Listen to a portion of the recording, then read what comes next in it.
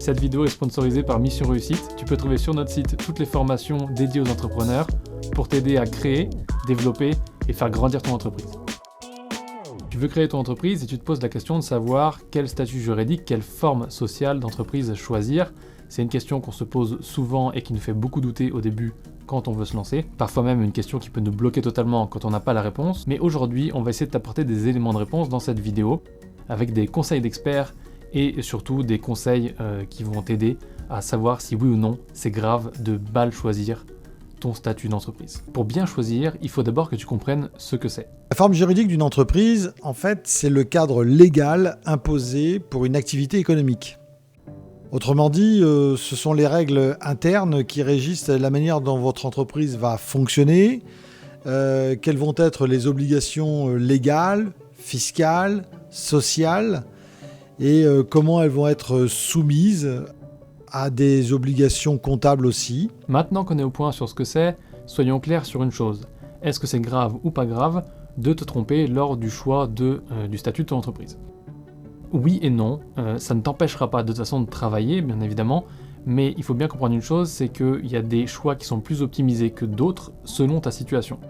Maintenant, de manière générale, au-delà du grand choix de est-ce que je vais faire micro-entreprise, donc c'est plus toi qui deviens l'entreprise entre guillemets, plutôt que créer une entreprise qui devient une personne morale, donc une personne indépendante, qui est contrôlée par des personnes physiques que toi tu es en tant qu'un humain, à ce moment-là, une fois que tu as fait ce choix-là, il est particulier, mais au-delà de ce choix, les problèmes sont rattrapables et ne sont pas fondamentalement dramatiques. Maintenant, voyons quels sont les critères importants que tu devrais prendre en compte pour pouvoir justement éduquer ton choix et faire en sorte de faire le meilleur choix.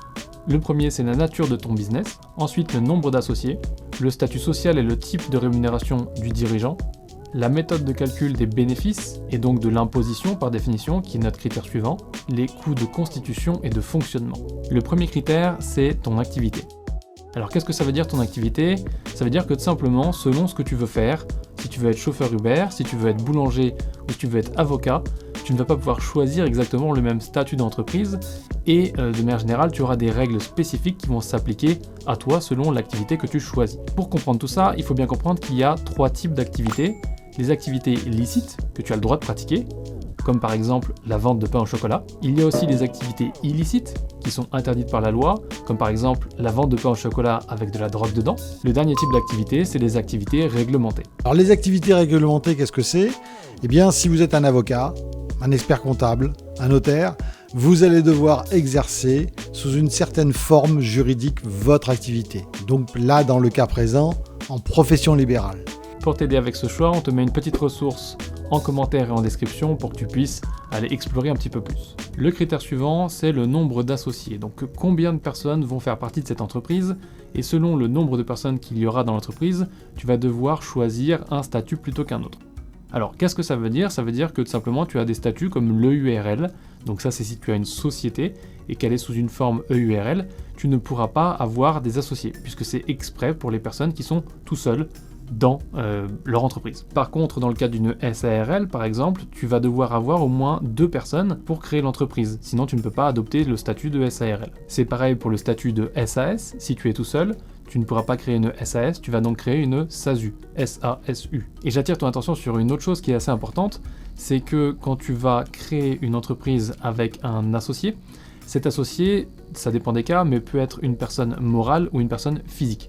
Donc une personne physique, ça veut dire que c'est ton frère, ton cousin, tante Germaine ou ta grand-mère, mais une personne morale, ça peut être une autre entreprise. Puisque oui, une entreprise peut créer d'autres entreprises, c'est un petit peu le Inception des entreprises, mais c'est tout à fait autorisé et pratiqué. Si je te donne un exemple, j'ai une de mes entreprises qui s'appelle Maximus University, qui est une entreprise de formation, et cette entreprise est détenue à 95% par ma holding qui s'appelle Bob Group, et à 5% par moi. Donc détenue par une personne morale, et par une personne physique. Et donc cette entreprise est une SAS. S'il n'y avait eu qu'un seul associé, soit personne morale, soit personne physique, alors à ce moment-là, ce serait une SAS, une SASU. J'y étais presque. Avant de passer au point suivant, si tu veux bien, je te demande de mettre un petit pouce vers le haut. Si tu aimes cette vidéo, ça nous encourage à en faire d'autres sur ce sujet. Et surtout, tu peux mettre en commentaire toutes tes questions pour qu'on puisse te répondre et t'aider avec ton projet.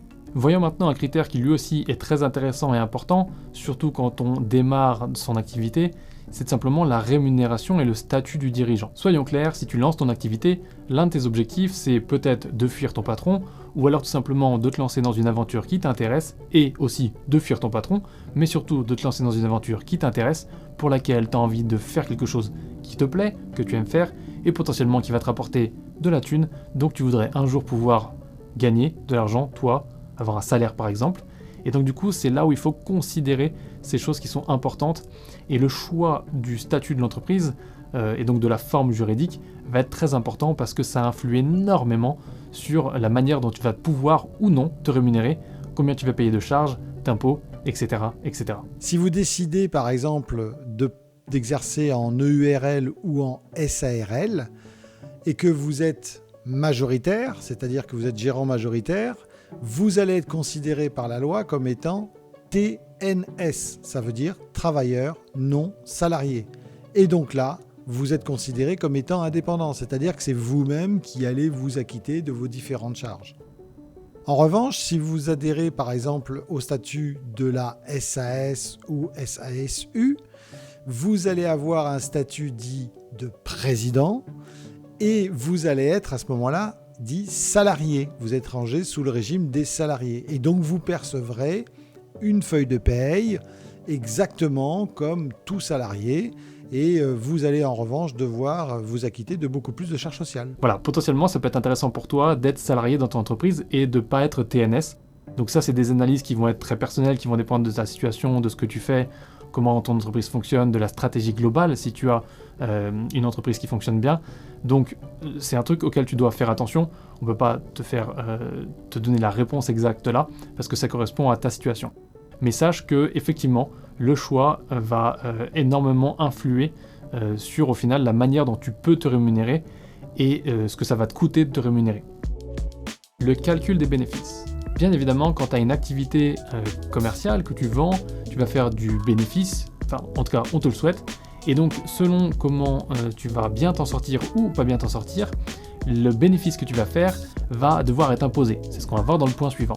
Mais il faut que tu saches que selon la forme juridique que tu choisis, le bénéfice va être calculé différemment et donc sera soumis à l'imposition différemment. Si vous êtes en micro-entreprise, on va considérer que c'est votre chiffre d'affaires qui va supporter le paiement des charges sociales et de l'impôt sur le revenu. Si vous êtes en société, c'est-à-dire en SARL, URL, SAS, SASU, on va, avant d'imposer, c'est-à-dire votre chiffre d'affaires, on va lui retirer l'ensemble de tout ce que vous avez dépensé et c'est seulement ce qui va rester après ces dépenses qui va être considéré comme un bénéfice et c'est là-dessus que vous allez être imposé. Donc en fonction de votre statut, l'imposition sur le bénéfice va être plus ou moins importante. Et bien sûr, tout ça, ça se poursuit sur le critère suivant, comme je te l'ai dit, qui est la taxation des bénéfices. En micro-entreprise, vous serez sur ce qu'on appelle une imposition forfaitaire. D'accord ? Donc c'est très simple, pas de comptabilité, juste votre chiffre d'affaires à déclarer et le calcul se fera automatiquement. Si en revanche vous choisissez d'être en société en personne morale, eh bien là ce sera la comptabilité classique avec une comptabilité, un bilan, des assemblées générales et ainsi de suite. C'est plus lourd, mais chacune des deux solutions a ses avantages et ses inconvénients en fonction de votre situation au moment où vous le faites. Pour finir sur ce point-là, il y a deux choses qui sont importantes. Première chose, tu peux avoir une entreprise, une personne morale que tu diriges et décider d'être à l'IR. C'est rare, c'est en général pas recommandé et en général c'est selon une certaine période. Bref, il y a des conditions que je connais pas par cœur donc je vais pas commencer à te dire n'importe quoi, mais sache que c'est possible, c'est une nuance. Dans certains cas ça peut être avantageux, mais pas toujours. Maintenant, il faut aussi que tu comprennes une chose qui est très très importante, c'est que si demain on prend un petit scénario et que tu décides de créer ton entreprise qui est une SAS, parce que tu l'as créée avec ton cousin, et vous allez tous les deux toucher un salaire, le SMIC, parce que bon, vous voulez pas non plus épuiser l'entreprise. À la fin de l'année, vous allez donc devoir payer des impôts sur les bénéfices de l'entreprise, donc ça c'est l'IS, l'impôt des sociétés, et vous allez aussi devoir payer de l'impôt sur vos revenus à vous, personnel, en tant qu'humain, en tant que personne physique on dit, et donc ça c'est l'impôt sur le revenu. Maintenant voyons notre dernier point, les coûts de constitution et de fonctionnement. Effectivement, si vous choisissez d'être micro-entrepreneur, eh bien, ça coûte 3 fois rien, ça se fait très rapidement et les obligations que vous avez ne vont pas vous coûter très cher en termes de fonctionnement. C'est-à-dire que vous allez devoir remplir l'URSSAF et vous pouvez le faire vous-même. Il n'y a pas besoin de passer par quelqu'un d'autre. En revanche, si vous faites une personne morale, une société, eh bien, vous allez devoir enregistrer votre société auprès de différents organismes et donc ça va prendre un peu d'argent. Vous allez devoir créer vos statuts. Alors, soit vous les faites tout seul, ça vous coûtera rien, mais franchement, je ne vous le conseille pas. Et si vous passez par quelqu'un, vous allez devoir le payer. Et puis après, vous allez devoir tenir une comptabilité au sein de cette personne morale, cette société. Et là, il faut passer par au moins un comptable, mais c'est toujours mieux de passer par un expert comptable. Et là, ça coûte un peu plus d'argent, effectivement. Donc tu l'as compris, il faut bien faire tes calculs, bien faire tes recherches, et il ne faut pas hésiter à te lancer de manière générale, mais il faut bien faire tes recherches parce que c'est important que tu sois sûr que tu ne te lances pas avec un projet qui est trop gros pour toi au niveau de la gestion de l'entreprise. Parce que tu vas déjà avoir ton activité à développer, tu vas déjà avoir à travailler dans l'entreprise et il ne faut pas que tu complexifies trop le fait de devoir travailler aussi sur l'entreprise. Et croisant mon expérience, je viens de créer à peu près 4 entreprises qui sont détenues pour une partie d'entre elles par une holding. C'est la première fois que je fais ça et pourtant j'ai l'habitude de créer des entreprises. Mais c'était hardcore. Maintenant, si je reprends quelques secondes pour revenir sur ce qu'a dit Jean-François, il est important que tu comprennes que micro-entreprise, c'est facile. C'est très très simple. C'est un petit peu, si tu veux, comme si tu mettais une veste « Je suis une entreprise » et que d'un coup, tu devenais une mini-entreprise, c'est pour ça que ça s'appelle micro-entreprise ou auto-entrepreneur comme il l'appelait avant. Et en fait, c'est un peu génial parce que tu peux faire du business là comme ça, c'est parti. Il y a des limitations avec la TVA, il y a plein de choses, on pourrait s'étendre pendant des heures là-dessus. Mais il faut bien que tu comprennes que c'est un petit peu le truc parfait si tu veux te lancer maintenant et que l'activité que tu veux lancer n'est pas problématique avec cette formule-là si tu veux. L'avantage, c'est que c'est simple et ça te permet de te concentrer sur l'activité que tu vas développer plus que sur comment gérer l'entreprise.